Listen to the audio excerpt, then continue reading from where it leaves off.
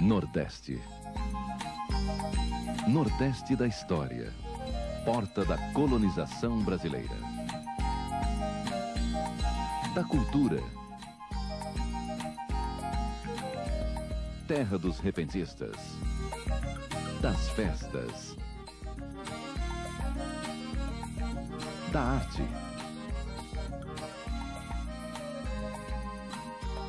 Da religião.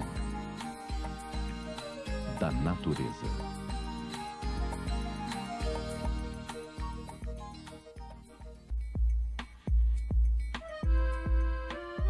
Existem vários Nordestes dentro do Nordeste. De um lado, o Nordeste da beleza, do mar e das praias. Da paisagem. Da jangada.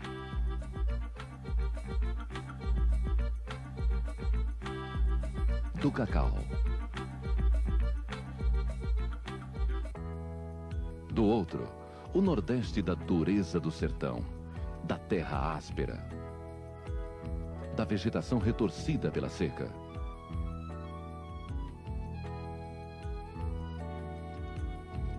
Massacrada pela vida.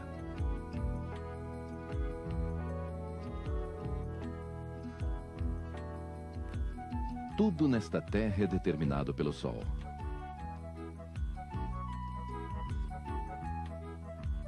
O sol é a grande referência do Nordeste, para o bem e para o mal.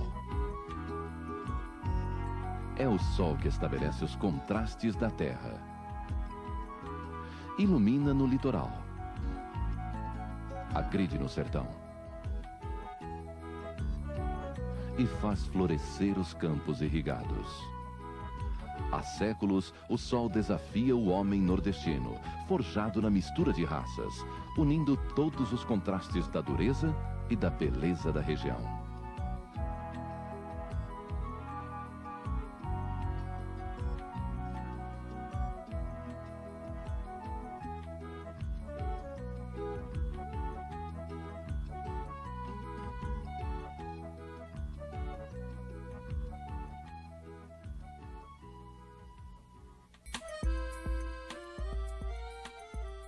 Os contrastes e a diversidade envolvem os 9 estados do Nordeste: Maranhão, Piauí, Ceará, Rio Grande do Norte, Paraíba, Pernambuco, Alagoas, Sergipe e Bahia.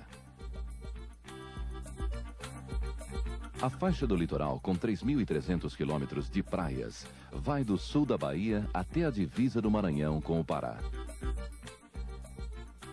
É conhecida como a fértil Zona da Mata. Predomina o clima tropical, muito calor com estações de chuva e seca bem definidas.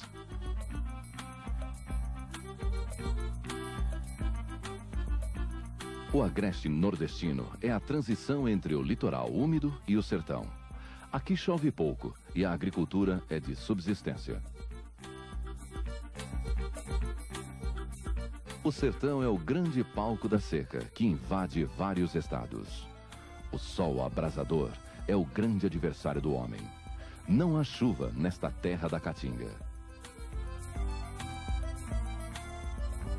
Só vegeta o que quase não precisa de água. Em 1500, quando a esquadra de Pedro Álvares Cabral chegou a Porto Seguro, no litoral da Bahia, a seca estava a centenas de quilômetros de distância, lá no sertão. Por isso, os portugueses encontraram à primeira vista a calma primitiva da Mata Atlântica. Eles desembarcaram deslumbrados com a beleza da terra. Simão Estácio da Silveira, navegador português, declarou: "Eu me resolvo que esta é a melhor terra do mundo. Das terras que Portugal conquistou, a melhor é o Brasil." Apesar da depredação da Mata Atlântica nos últimos 4 séculos, Porto Seguro mantém ainda hoje suas belíssimas praias. O permanente verão, as belezas naturais e a cidade histórica onde o Brasil começou fazem de Porto Seguro um dos maiores polos de atração turística do Nordeste.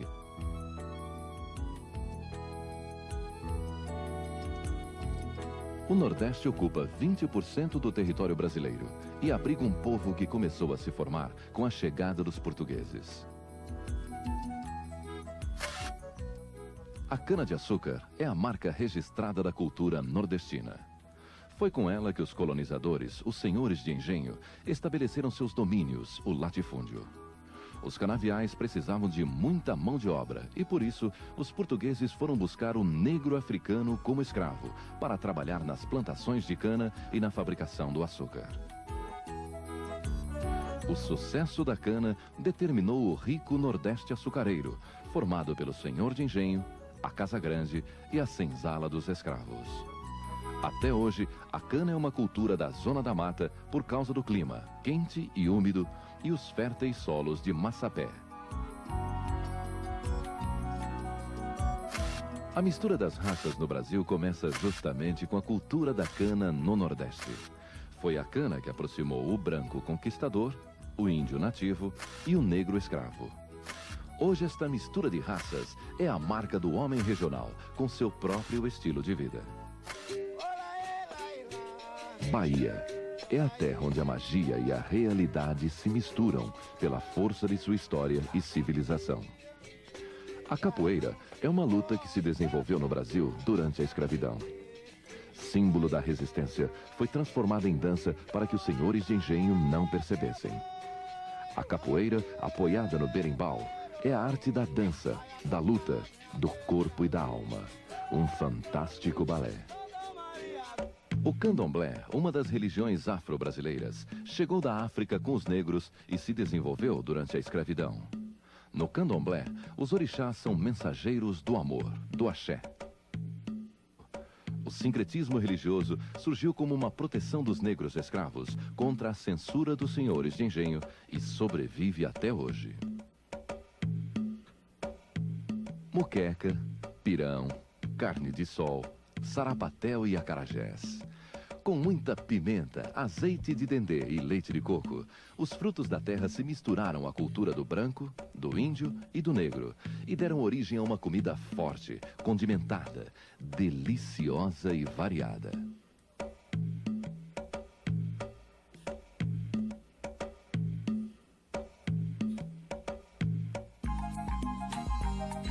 Por todo o Nordeste se encontram as manifestações de cultura popular, transmitida de pais para filhos. A arte se repete, como neste artesanato de renda de bilro, uma herança dos portugueses. Os fios são trabalhados à mão, se entrelaçam e formam desenhos.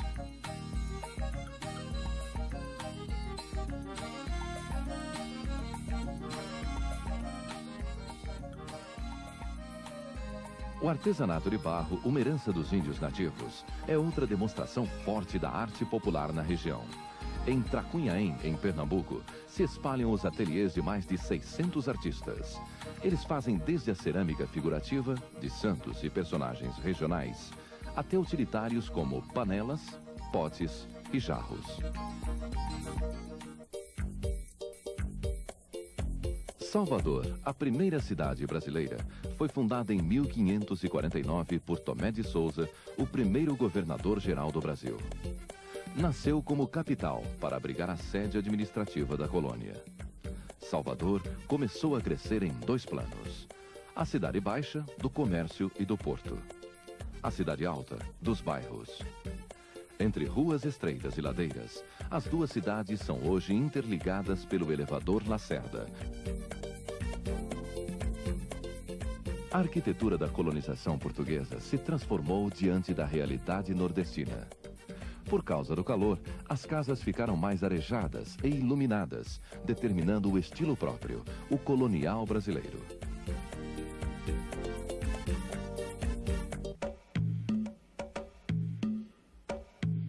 A Bahia, segundo o cancioneiro popular, tem 365 igrejas, uma para cada dia do ano. A história de Salvador sempre esteve ligada à ação da Igreja Católica, o que provocou nos baianos um forte compromisso religioso. Estão em Salvador algumas das igrejas mais antigas do Brasil. As mais conhecidas são as de São Francisco e a do Senhor do Bonfim, na Colina Sagrada. Em Pernambuco, a cidade de Olinda foi tombada pela Unesco e declarada Patrimônio Natural e Cultural da Humanidade. Todas as igrejas, conventos, capelas, mosteiros e museus estão protegidos pela legislação internacional. Na histórica ilha de Itamaracá, em 1631, os holandeses construíram o Forte Orange, com o objetivo de se defender de outros colonizadores e da pirataria. O forte foi depois reconstruído pelos portugueses e até hoje conserva todas as suas características. No litoral nordestino, o sol é o anfitrião que faz a festa o ano inteiro nas praias, ilhas e balneários. Ele é o grande aliado de uma das maiores vocações nordestinas, o turismo.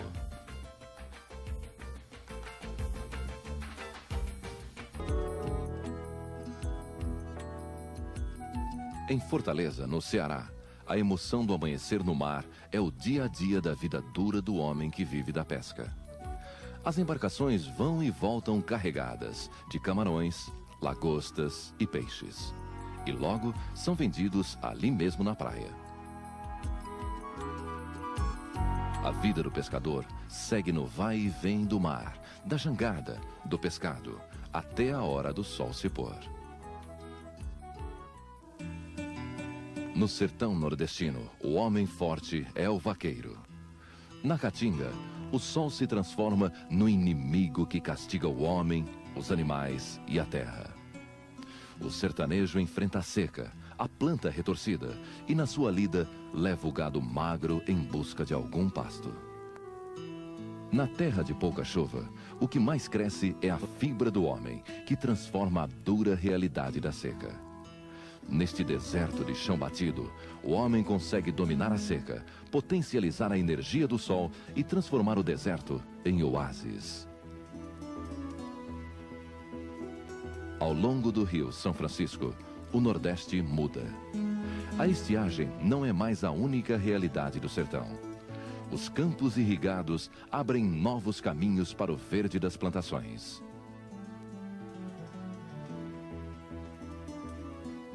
O rio São Francisco, com seus 3.165 quilômetros, nasce em Minas Gerais, atravessa os estados da Bahia, Pernambuco, Alagoas e Sergipe, e sempre desempenhou papel importante na conquista e povoamento do sertão nordestino. O rio permite a agricultura em suas margens e oferece condições para a irrigação artificial em áreas mais distantes. A irrigação está mudando a história dos nordestinos. Quilômetros de canos de irrigação se estendem pelos campos. Grandes investimentos transformaram o dia a dia das pessoas que antes enfrentavam a seca e agora têm água com fartura. Nesta agricultura diversificada se destacam as frutas tropicais. Com muito calor, luz e água da irrigação, as frutas estão desmontando o mito do deserto nordestino pobre e estéril. O sol que ilumina o ano todo e o clima seco só ajudam e criam um generoso pomar tropical. São melancias, maracujá, mangas, uvas, caju, cacau.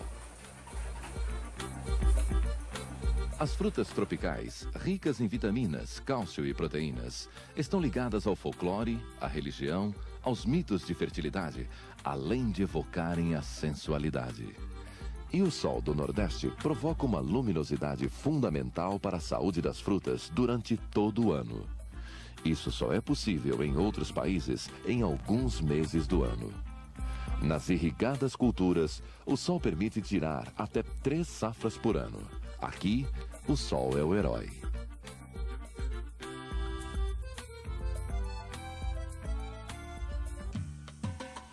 O caju, que surgiu como fruta nativa, hoje é fonte de renda e emprego. As extensas plantações de cajueiros no Nordeste fazem do Brasil o segundo maior produtor de castanhas do mundo. Ao lado das plantações, ficam também as fábricas processadoras do caju, uma fruta que é uma grande fonte de vitamina C.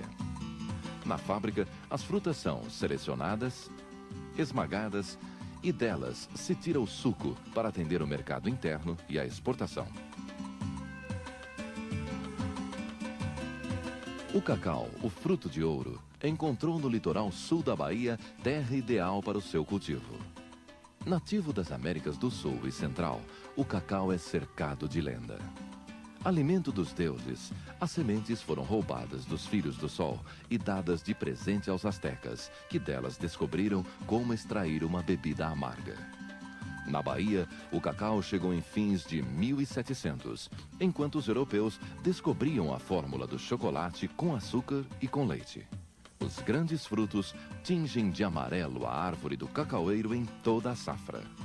O cacau é cortado, as sementes retiradas e secadas ao sol.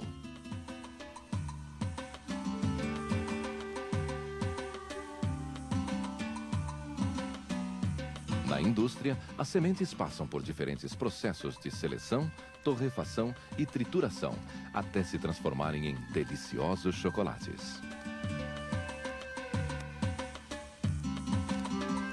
O chocolate é símbolo de festa. E festa é símbolo do Nordeste. São danças e rituais marcados pela alegria. O nordestino cria e transforma as manifestações culturais herdadas dos portugueses e africanos. Por mais simples, a festa nordestina sempre tem muita emoção, sentimento e alegria.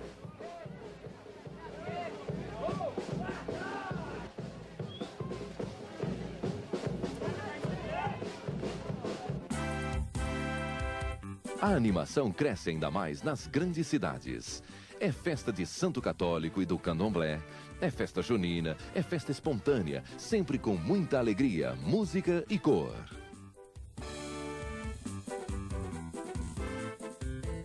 O ponto alto do frevo, que vem do verbo ferver, é quando as ruas de Olinda, em Pernambuco, ficam tomadas pelos dançarinos. O frevo guarda até hoje muito da dança dos antigos escravos. É marcado por notas agudas e compasso rápido. Na Bahia, é o carnaval que arrasta multidões para pular atrás do trio elétrico durante 5 dias na Praça Castro Alves. É uma festa realmente popular. A organização é mínima e a dança espontânea.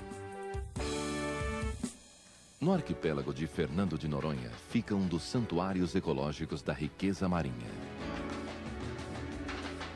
A distância da terra ajuda a preservar a natureza. Fernando de Noronha fica a uma distância de 350 quilômetros do litoral do Rio Grande do Norte. Conhecida pela beleza extraordinária de suas praias, Fernando de Noronha é a maior das 21 ilhas e ilhotas que formam o arquipélago.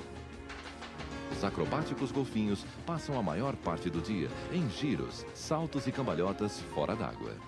Hoje, o mergulho turístico é proibido na Baía dos Golfinhos. São inúmeros os locais para mergulhar.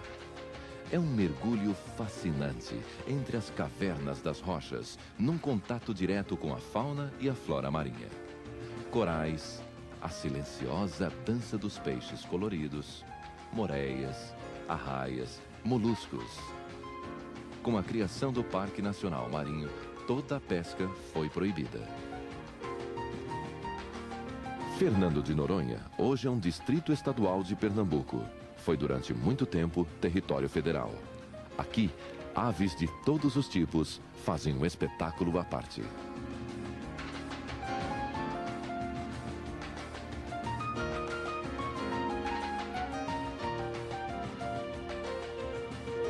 Abrolhos, outra reserva marinha, fica na costa baiana, na altura de Porto Seguro. O arquipélago é formado por 5 pequenas ilhas. Desde o tempo das caravelas, 2 grandes arcos de recifes provocavam naufrágios e os capitães portugueses aconselhavam aos vigias do mar: abre os olhos. Daí o nome Abrolhos.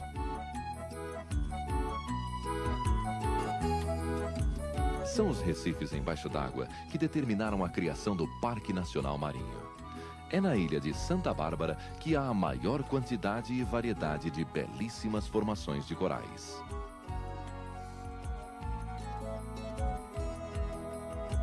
Os poucos moradores dedicam-se à manutenção e funcionamento do farol, fundamental para a navegação marítima da região. Eles vivem cercados pelo mar com uma visita sempre constante: as baleias.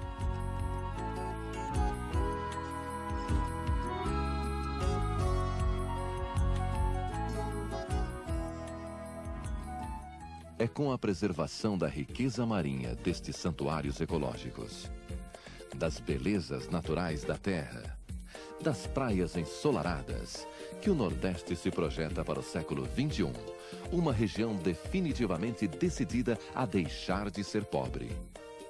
Ao lado da agricultura irrigada, de projetos industriais, se instala no Nordeste a indústria do turismo, um dos filões mais promissores da economia mundial. Assim o Nordeste encontra sua vocação e caminha no sentido de aliar às suas belezas naturais os benefícios do progresso.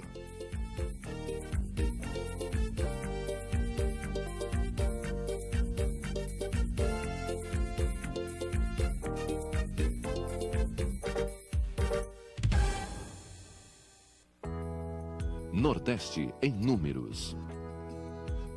Nordeste, 9 estados. Área de 1.548.672 km², quase 20% do território brasileiro. População, 44.387.233, quase 45 milhões de habitantes. Maranhão, capital São Luís.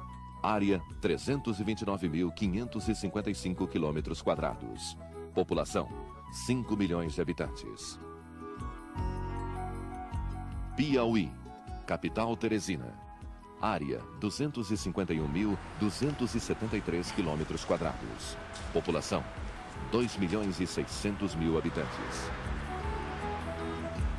Ceará, capital Fortaleza. Área, 148.016 km². População, 6.400.000 habitantes. Rio Grande do Norte, capital Natal. Área, 53.166 km². População, 2.450.000 habitantes. Paraíba, capital João Pessoa. Área, 53.958 km². População, 3.200.000 habitantes. Pernambuco, capital Recife. Área, 101.023 km². População, 9.100.000 habitantes. Alagoas, capital Maceió. Área, 29.106 km². População, 2.500.000 habitantes. Sergipe, capital Aracaju. Área, 21.994 km². População, 1.500.000 habitantes. Bahia, capital Salvador. Área, 566.978 km².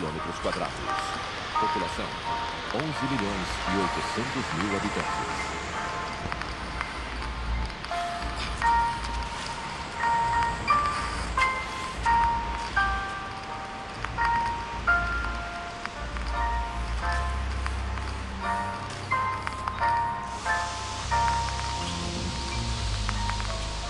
São Paulo, o motor do desenvolvimento brasileiro. Rio de Janeiro, o cartão postal do país. Belo Horizonte, a capital do ferro e do aço. Vitória, o maior porto de minério do Brasil.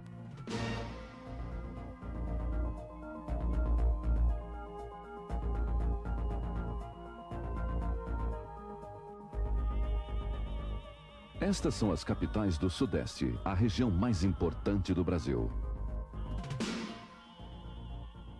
11% do território e quase a metade da população brasileira. 65% dos operários e 80% da produção da riqueza do país. Sinônimo de progresso e desenvolvimento, aqui brotaram o ouro, o ferro, o café e o petróleo. E o homem do Sudeste transformou tudo isto em arte, indústria e estilo de vida. 4 estados integram a região Sudeste: Minas Gerais, Espírito Santo, Rio de Janeiro e São Paulo. No processo acelerado de desenvolvimento, a floresta tropical que cobria todo o litoral do Sudeste foi quase totalmente devastada. Hoje restam poucas áreas de Mata Atlântica. Da planície costeira para o interior, encontram-se a Serra do Mar e a Serra da Mantiqueira. Uma região recortada por vales e rios e que cria uma paisagem única. A beleza do mar e da montanha, tão próximos.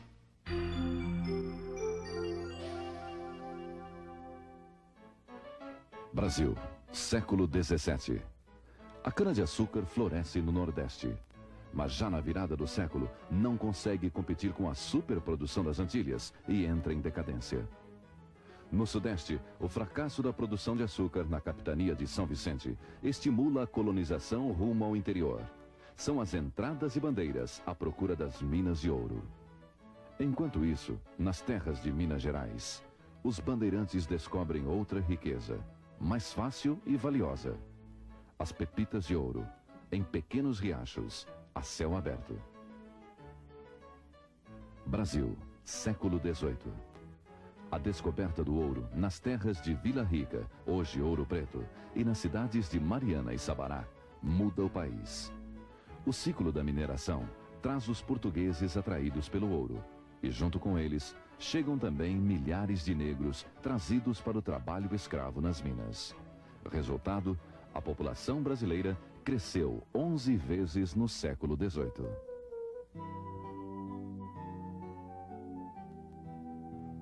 A mineração do ouro dá o tom e a cor da arquitetura mineira. A arte, aliada à forte religiosidade dos portugueses, se expande pela colônia. Os canteiros e obras passam a ser verdadeiras escolas para arquitetos, entalhadores e escultores. Todas as cidades históricas têm a mesma identidade gerada pela riqueza do ouro. Mariana, Sabará, Ouro Preto, Congonhas, São João del Rei, Tiradentes, Diamantina. Minas Gerais está impregnada de arte e história. A sofisticada construção na época do Brasil colonial, financiada pelo ouro, criou na região o maior conjunto arquitetônico barroco do país. A preservação das cidades históricas faz parecer que o tempo parou frente às maravilhas barrocas. Ouro Preto, por exemplo, é um retrato vivo do Brasil colonial. Considerada pela Unesco Patrimônio Cultural da Humanidade desde 1980, Ouro Preto respira arte e cultura. Entre suas ladeiras íngremes, casarios, igrejas e museus, a cidade conserva um dos maiores acervos de arte colonial do país. Neste cenário, surge o maior artista do Brasil colonial, Antônio Francisco Lisboa, o Aleijadinho. Filho bastardo de um arquiteto português com uma escrava, Aleijadinho nasceu e viveu em Vila Rica, hoje Ouro Preto, na época em que o ouro era abundante. Foi Vila Rica o palco da genialidade do escultor mulato com o corpo deformado. Arquiteto de muitas igrejas, Aleijadinho esculpiu em madeira e pedra-sabão. Através dos tempos, as obras dele se espalharam pelas cidades históricas. A mais importante é a Igreja de São Francisco de Assis, em Ouro Preto, um projeto em que Aleijadinho foi o arquiteto e o escultor.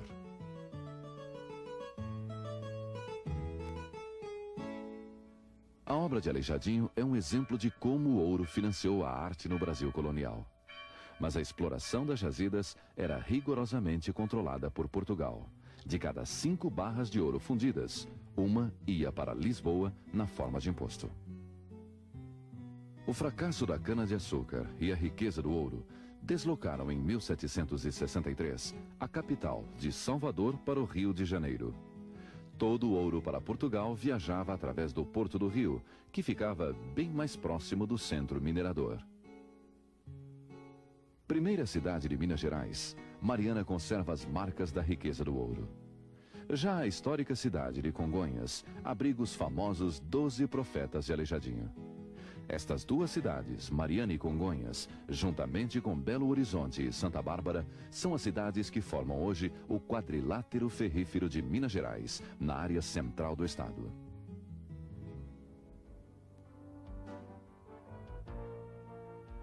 Terceira maior metrópole brasileira, Belo Horizonte foi a primeira cidade do país projetada para ser capital.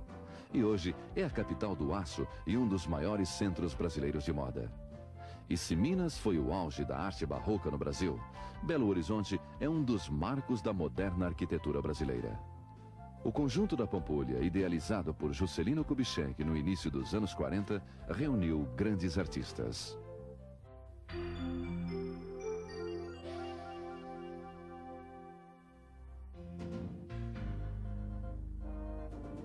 O Brasil é o maior produtor de minério de ferro do mundo. É aqui, no quadrilátero ferrífero de Minas Gerais, que estão concentradas as maiores jazidas de ferro do Brasil, além de outros minérios. Todo o ferro é utilizado na indústria siderúrgica para a fabricação do aço e também é exportado, principalmente para o Japão.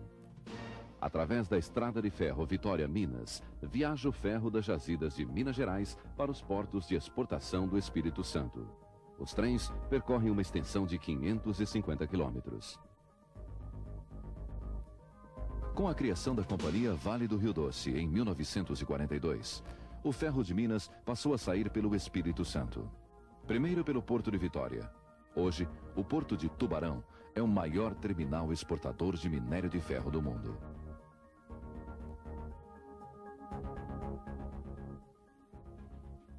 O litoral do Espírito Santo é considerado uma imensa praia de 300 quilômetros.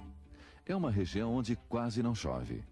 Vitória é uma ilha com 91 quilômetros quadrados, que fica bem no centro da faixa turística do estado. Mais ao sul estão as famosas praias de areia monazítica de Guarapari. É uma areia preta, radioativa, muito procurada pelos seus efeitos terapêuticos e medicinais. No Espírito Santo, é possível em apenas meia hora sair de um gostoso banho de mar e se chegar ao frio temperado das montanhas capixabas. Aí se encontram o clima e as pequenas cidades com características europeias. A imigração do europeu marca forte o homem do Sudeste. A região de Domingos Martins, antigo Campinho, foi colonizada por imigrantes alemães. As marcas culturais dos colonizadores estão por toda a parte.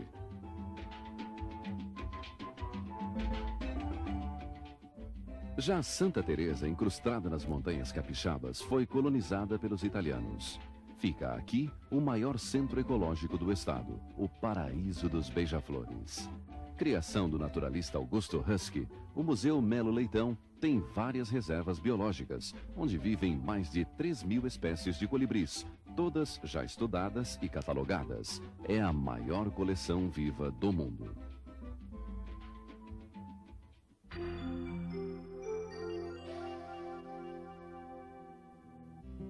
Mude seu ponto de vista. Conheça Minas de perto. Em Belo Horizonte, o quente é o movimento e a vibração. Aqui você pode até viajar no tempo. Basta conhecer as cidades históricas e suas ruas, monumentos, igrejas, pontes e casarões. Vá mais fundo. Mergulhe nas águas das estâncias hidrominerais, nas piscinas, duchas, banhos de imersão ou de lama. Nas Gerais, você pode respirar o ar puro de verdadeiras reservas de vida. Por onde você for, é possível sentir o sabor dos pratos deliciosamente típicos e apreciar a originalidade do artesanato. Minas é assim. Passado, presente e futuro se intercalam. Embarque nessa viagem. Aqui, a tranquilidade ainda existe.